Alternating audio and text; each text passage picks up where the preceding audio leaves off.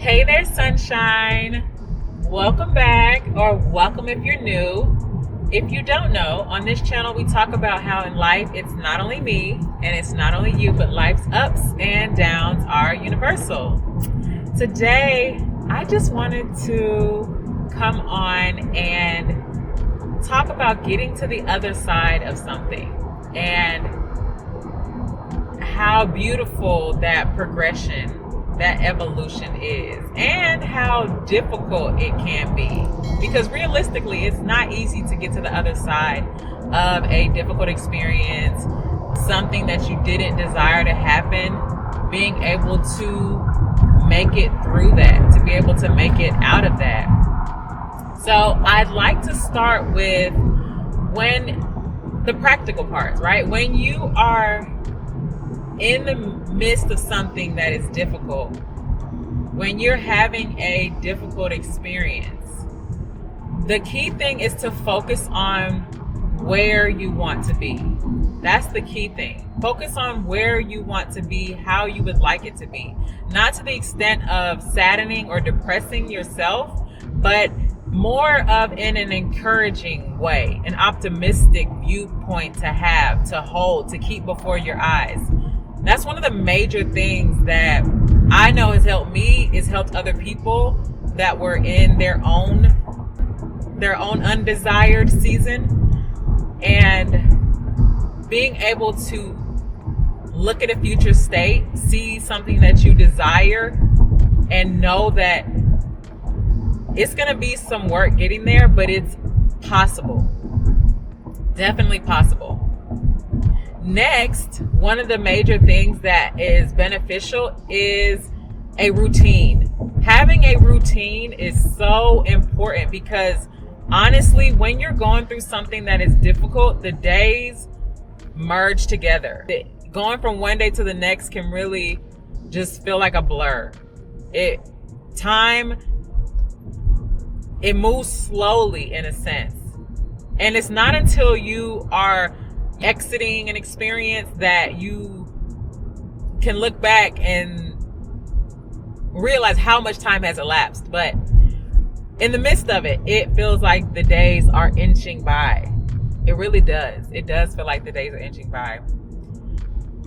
So with the routine, of course, your normal wake up routine, but I encourage you to have some sort of a routine where you can solely focus on your mind, your mental, keeping your mental uplifted and encouraged. And you can do that with prayer. You can do that with reading the Bible. You can do that by reading mindset books. You can do that by going outside. Now, this one is a non-negotiable. You have to get outside. I know it's not always the best weather, so of course, use your better judgment there. I will say though, I did do 75 hard, and one of the things that it was required is to do 2 45-minute workouts, and one of them has to always be outside.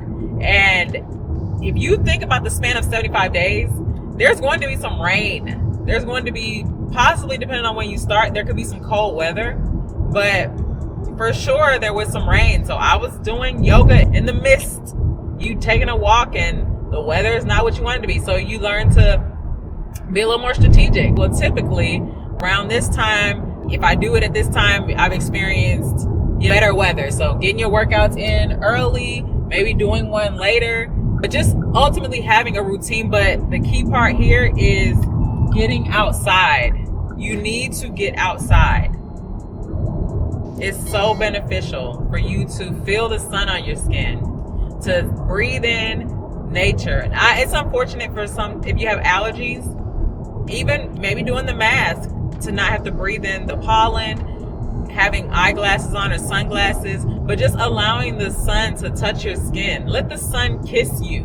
Let it kiss your skin. I got a lot from that. And also, you want to be able to connect with people. You want to be able to connect with people. That it's a delicate timing though, because I did a video about, I'll try to link it maybe up here, but being around people when life is hard, right? It's still beneficial, even though it might be difficult, but it is still beneficial. You can want to isolate and only be with you, and maybe those that are in your immediate household, but it is beneficial for you to get out of you. And I'm a homebody. I think I'm a homebody. Some people tell me I'm not, but I know what I am. I'm a homebody. Even in college, I liked being in my space. I liked it a lot. I like being in my space. But I can be very social. I can be very communicative. I can talk a lot. But I enjoy being in my own space. I'm content being by myself. I can do things by myself. Some people can't go places by themselves or do things by themselves. I have no problem doing that. Perfectly fine. Nice dining, I can go by myself. Casual dining, I can go by myself. A park, I can go by myself. A museum, I can go by myself. A theater, I can go by myself. I can do these things by myself and feel 100% comfortable with it. And so for me, I had to make sure that I didn't get so comfortable with only being by myself, because that can happen. There's people on the flip side where they just have to be around people. And that's something to watch too, because it's okay to learn to be comfortable being by yourself. And that's something that is a great skill to have. But anyways, in terms of being in a journey, and maybe it's not something that you want, something didn't go how you wanted it to go. Some decision was made and you didn't like the outcome. In that situation, it is still a good idea to be around people at certain times. You have to know the times when it is good for you to be around people, because there are moments where sometimes that end result or that decision will overwhelm you. And yes, you might be overcome with strong emotions. And yes, you would prefer to be by yourself. And I definitely understand that. And there were times where I was dealing with strong emotions and I needed to be by myself, because I'm not about to have this breakdown right now. I'm not going to do it. Not right now. No. So I understand the need to be by yourself. I get that.